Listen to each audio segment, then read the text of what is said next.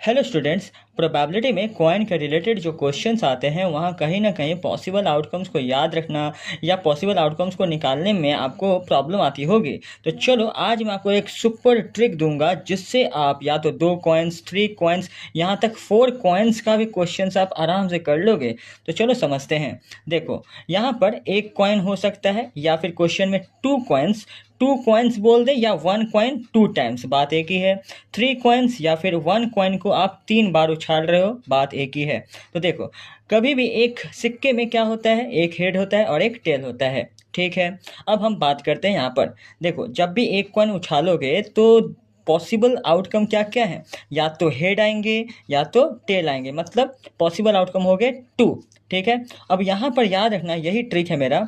Possible outcome क्या है 2। अब अगर 1 कॉइन है तो पॉसिबल आउटकम में आपको लिखना होगा 2 का पावर 1 यानी कि 2। अगर आपका यहाँ पर देखो पॉसिबल आउटकम क्या है, हेड टेल यानी 2, और 2 कॉइन है तो पावर में 2 यानी कि नंबर ऑफ पॉसिबल आउटकम हो जाएंगे 4। अब यहाँ पर 3 कॉइन्स अगर उछालोगे तो 1 कॉइन उछालने पर क्या होता है, हेड या टेल, यानी पॉसिबल आउटकम क्या है 2। लेकिन जब आप 3 कॉइन उछालोगे तो यहाँ पावर में क्या लिखोगे, 2 का पावर 3 यानी नंबर ऑफ पॉसिबल आउटकम हो जाएंगे 8, ठीक है। इसी तरह से क्लास 10 में तो 3 कॉइन्स तक ही है, बट आप 4 कॉइन्स का भी आप निकाल सकते हो, ठीक है। अब देखो यहाँ पर, अब पॉसिबल आउटकम क्या क्या होंगे, नंबर तो पता चल गया। तो पॉसिबल आउटकम क्या होंगे, या तो हेड या तो टेल होंगे, ठीक।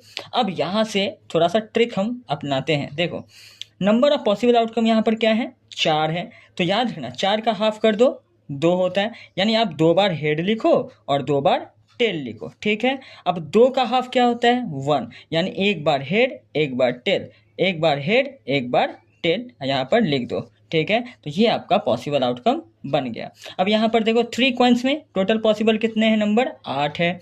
8 का आधा कितना होता है 4, यानी आप 4 बार हेड लिखो 4 बार टेल लिखो, ठीक है।